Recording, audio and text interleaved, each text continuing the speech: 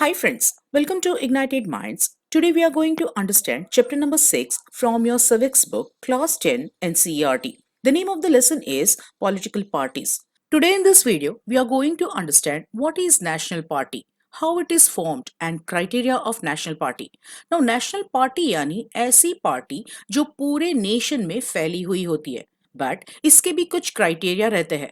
कौन से बेसिस पर हम डिसाइड करेंगे कि ये पार्टी नेशनल पार्टी कहलाएगी। तो national parties are countrywide parties जो पूरे देश में फैली हुई होती है, बट वो एक यूनिफॉर्मिटी के साथ फैली हुई होती है। जिसे हम रिलायंस के पेट्रोल पंप देखते हैं ना, हर जगह उनकी एक जैसी ही डिजाइन रहती है, या फिर मैकडी हर जगह सेम मेन्यू रहेगा। उसी तरह से नेशनल पार्टीज की पॉलिसीज, प्रोग्राम्स, स्ट्रेटजीज सब पूरे कंट्री में एक जैसी ही होती है। अगर बीजेपी की बात करें तो जो उनकी पॉलिसीज एंड विजन उन्होंने गुजरात में डिसाइड की है, वही पॉलिसीज हमें राजस्थान, पंजाब एंड उड़ीसा में भी देखने को मिलेगी।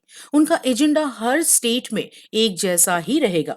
नाउ जैसे हमें पता है कि इलेक्शन कंडक्ट करवाने की रिस्पॉन्सिबिलिटी कंट्री में इलेक्शन कमीशन को सौंपी गई है, तो किसी भी पार्टी को इलेक्शन कमीशन के पास अपनी पार्टी को रजिस्टर करवाना होता है।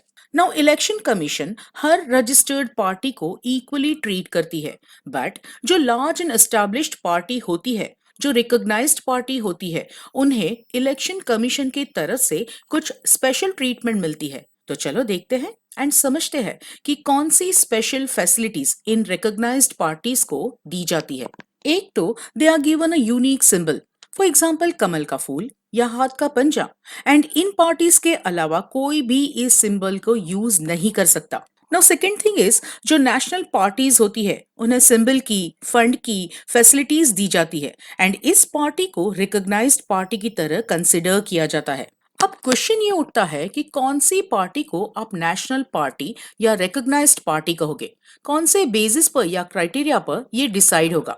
तो इलेक्शन कमीशन ने एक डिटेल्ड क्राइटेरिया डिसाइड करके रखा है कि किसी भी पार्टी को अगर नेशनल पार्टी का स्टेटस चाहिए तो उन्हें कुछ क्राइटेरिया फुलफिल करना होगा। इसके लिए द फर्स्ट कंडीशन है कि किसी भी पार्टी को लोकसभा के इलेक्शंस में यानी कि जनरल इलेक्शंस में at least 6% of the total votes secure करने होते हैं, या फिर एनी 4 स्टेट्स के असेंबली इलेक्शंस यानी कि विधानसभा इलेक्शंस में 6% वोट्स सिक्योर कर लो। यहाँ ध्यान रहे कि दोनों में से कोई भी एक कंडीशन फुलफिल करना इज ओके। आप लोकसभा के इलेक्शंस में 6% of the total vote secure कर लो, या फिर कंट्री के कोई भी 4 स्टेट्स के असेंबली इलेक्शंस में 6% वोट्स सिक्योर कर लो। And second compulsory condition is कि जब लोकसभा के इलेक्शंस होते हैं उसमें उस पार्टी ने एटलीस्ट 4 सीट्स जीतनी चाहिए, यानी कि आपकी पार्टी में से